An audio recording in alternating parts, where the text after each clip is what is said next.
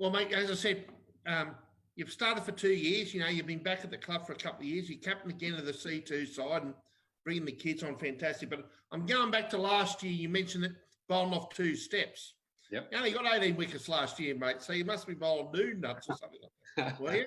And having a fantastic time. But we did. What I want to really touch on is some of those kids that you've got developing there. Who can you see the talented kids coming forward for the St Pat's Cricket Club going forward? Yeah, there's some good kids in the seniors. Young Kilby as a keeper's come through the last couple of years from New City. George Favreau, he got 70 odd in the C grade last year and in the grand final. He's been thrown up to A grade this year. 2020s are a little difficult for the young blokes at the minute, but he's one coming through, and there's a fair few bowlers coming through, Smithy and J-Mac. I've said to the boys, I don't know what it is with St Pat's, and every young bloke I reckon at St Pat's I've seen, all they want to do is bowl fast, and good on them. But there's a group of them there that just coming through. There's some young ones I've seen this year coming through from the 14s and 16s. Will Scammell, Ed Kreutzberger, Spencer O'Connell. They're probably all a bit younger at the moment that I've just seen recently. The others are up in good senior cricketers are playing higher up. So it's some always good juniors there, and pushing them through every chance we get. Yeah, get them up on turf. So it's good. Absolutely. Hey Dino, just wanted to get back. Who was the best bowler you ever faced when you're playing A grade, and maybe also asking who the toughest competitor you ever played against? Yeah. Well, there's a lot of. I enjoyed playing the quick bowlers. The fast ones really got me going. It was a challenge, and Woody obviously was quick. One of the best bowlers. Dave Anderson, he was really good. Even the Williamsons, Wayne McLennan, they were really good. Spinners I enjoyed. Brenton McDonald, late, he was good. Kieran Knight, they were always tough. It was probably the mediums that got me, J-Mac. I'd try and see the good ones off, and I'd let me guard down a little, and a lady or a Pert or a Moose and or a Peter Owen or a Gary Elliott was I really respected North Albury. They were in the late 90s, just an amazing team. To try and captain against them and trying to pick them apart, but they batted right down, and they were the best bowlers probably. Steve Wood, no doubt, but there's plenty of bowlers. So Batsman wise, opposition, Smithy, I reckon, Steve Wright, tremendous batter. I had a lot of respect for the top 4 genuine bats of each team. I'd put Ben Stewart up in the best top 2 or 3 I've seen bat.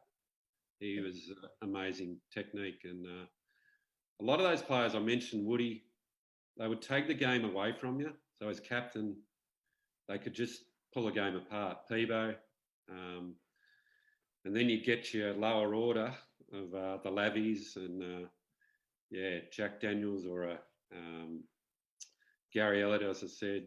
Really right down to even Blair Hill, number 11 at North Albury. So Wodonga had many. There was a lot of hard ones. Talangata with Lee Clark and Woody and that out there. But toughest opponent, there was some tough buggers I played against, and I respected them. Even we talk about Woody and Westy and the all-rounders. I've seen them bowl 35, 40 overs straight and not get wickets. So I bowled Westy one day for nearly 38 overs straight, and he said, "Rowdy, no more." I said, "Sorry, mate." And Woody was the same. I've seen him bowl 40 overs, just give me the ball, and you respect them for that. Some amazing cricketers. Well, mate, going to touch on one thing, the Braden Hensel, and the involvement. Obviously, I've known him for a long time, and the impact that had on the cricket club. Obviously, it's a personal touch of mine, I have to say, because I've umpired him every game and every grand final did. But can you touch on that group of kids coming up? Like the Dean Nicholson now is the captain of the club, and he's captain Matt Crawshaw's, the Neil Smiths and that. Where do you see your A-grade side guarding and the impact on Pup that he had with the club? Yeah, it's probably those kids, Smithy, that I had more of a connection than today with I'm only just seeing the young ones come through. But the club were fortunate enough, they offered me the coaching to stay involved in 6, 7, 8, 9, I think, for 2 years. And we picked Pup as a 15-year-old and Dean Nico as a 15-year-old. And I was only doing what Mick O'Donnell's and the Legends of St. Pat's, they give you an opportunity. So I give them an opportunity to play A-grade. Matty Crawshaw, Sam Hollis. And so we started something there, and then there was some great kids. Stewie Rickson was another one, was a talented St. Pat's player that we had in our team through that period. And then obviously in the late 2000s, Nordo was able to take the ship and get Luke Restel and just, mould a team again to build to a premiership. And it's a build. You got a mixture of youth and experience. And I've always loved picking the youth. There's some talent. Just to add to that, my memories are Carl Jacker obviously played for Paddy's and was a really good cricketer as well. Yeah, he was. Pup was special. He was amazing. And Carl was the same. He was the ultimate team player. He would have had 10 years at St. Pat's, and he was such a competitor, J-Mac, as we know. He'd do anything to play A-grade. We give him a couple of games and he would just give his all. But he won 2 or 3 premierships in the seconds with, I know my younger brother had some there, and Tony Ferris. But to lose Pup and Carl it hurt a lot, and because they bled green and white like we did. And we've had some hits the last 15 years. I know Mark Orban was another club legend that passed away with cancer, and Kenny, there's a few, but those young blokes, Carl, he was the life of the party, and he was a great competitor. We used to put him under the lid a few times, so he'd give the opposition plenty of cheek in that grade. Well, mate, I've got to cap on. You've had a decent score at the cricket club for a while, mate. She turns up every week, young Carla. Yep. Give us a bit of a funny story about her, because she'll be watching this with a passion. Big fan of Carla. She's looked after certainly myself during the senior career. So she was always one for the lollies, Smithy, and any opportunity to she was just amazing. I can't speak more highly of her. We both got life membership together at the club, and it was one of the highlights to see her put so much in. Nothing was ever too much, and when she wasn't happy, you stayed away. So I'd play the odd trick on her, but just to keep her going. But not too many stories, Smithy. Yeah. Oh, damn. Yeah. Hey, Dino, a couple of final ones from me. First one, being from a sporting mad family, you're not named after Dean Jones by any chance? I wish. No, not Dean Jones. I think it's a family connection. No, fair enough. I'm sure he was a bit of a hero of yours. He was. That, era. He was an idol. Him and the Wall brothers in the 80s, and the few of the bowlers there. But I enjoyed the batsman and Dino show. Absolutely. Now, coming from a mad Carlton family, I won't apologise for being a dyed-in-the-wool Pies man, but I was there in 1990, one of the best days of my life, you can imagine. And I reckon my family has a few copies of the AFL Grand Final record from that year. I think you might know where I'm headed with this. Yep. This is relevant because I remember one day just a few years ago flicking through it once again and seeing a full page feature article on what Turkey Tom's up to now. From memory, and the family had a photo at the Albury Botanical Gardens where, of course, Tom has worked, I believe, for a number of years. You were 16 in that photo? Yeah, 15, 16. Yep. Yep. So I presume you've got a few copies and you've read it a number of times over? Haven't rarely opened it up, J-Mac, with Collingwood winning. But we actually had the photo taken in March of that year. Right.